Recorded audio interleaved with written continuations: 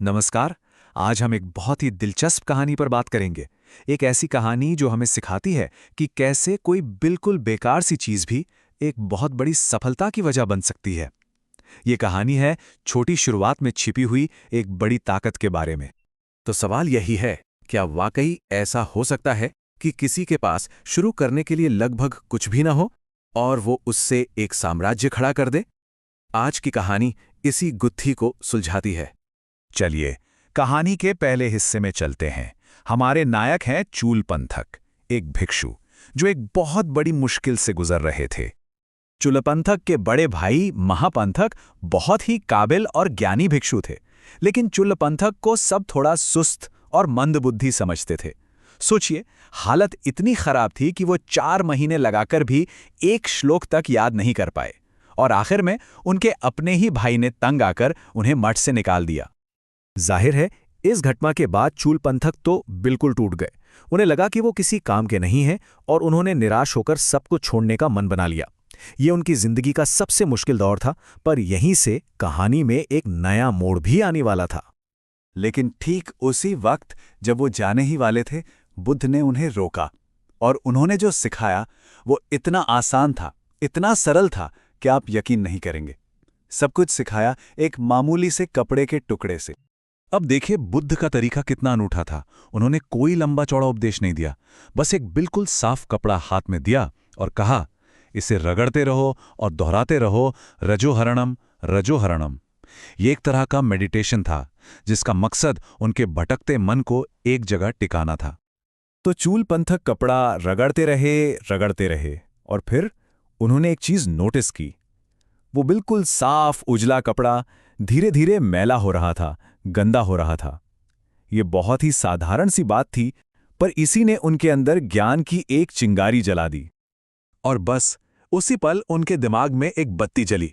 उन्हें समझ आया कि अरे, जैसे ये साफ कपड़ा इस शरीर को छूने से मैला हो गया, वैसे ही तो दुनिया की हर चीज है।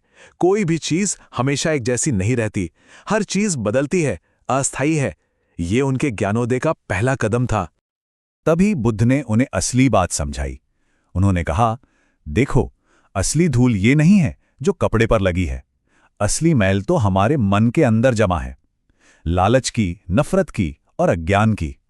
हमें असल में तो इन अशुद्धियों को साफ करना है। और जैसे ही चूलपंथक ने ये बात समझी और अपने मन को इस धूल से साफ किया, कमाल हो गया। वही चूलपंथक जिन्हें सब मंदबुद्धि कहते थे, वो प्रबुद्ध हो गए, अरहत बन गए।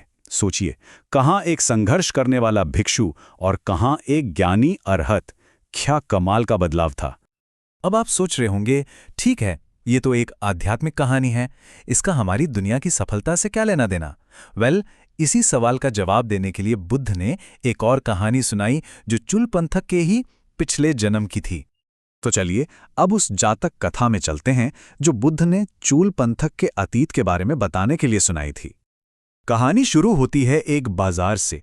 एक बहुत ही समझदार सेठ सड़क पर एक मरा हुआ चूहा देखकर बस यूं ही कह देते हैं, अरे, कोई होशियार आदमी हो ना तो इस मरे हुए चूहे से भी अपनी किस्मत बना सकता है। मतलब एक बेकार चीज में भी मौका देखना। और वहीं भीड़ में एक नौजवान था जो असल में चूलपंथक का ही पिछला जन्म था। उसने सेठ की ये बात सुन ली और बस गांठ बांध ली। देखते उसने क्या किया। अब देखिए उसने क्या कमाल किया। उसने वो मरा हुआ चूहा उठाया और एक बिल्ली वाले को एक सिक्के में बेच दिया।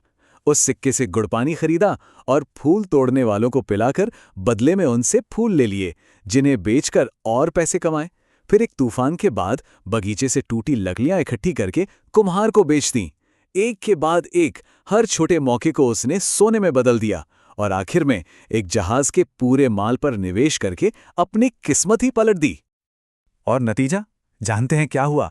एक मरे हुए चूहे से शुरू करके उसने 2 लाख मुद्राएं कमाई। 2 लाख! ये दिखाता है कि सही सोच और मेहनत से क्या नहीं किया जा सकता। तो अब इन दोनों कहानियों को एक साथ रखकर देखते हैं, क्योंकि इनका जो सार है, जो सबक है, वो एक ही है। जातक कथा का ये श्लोक ही पूरी बात कह देता है।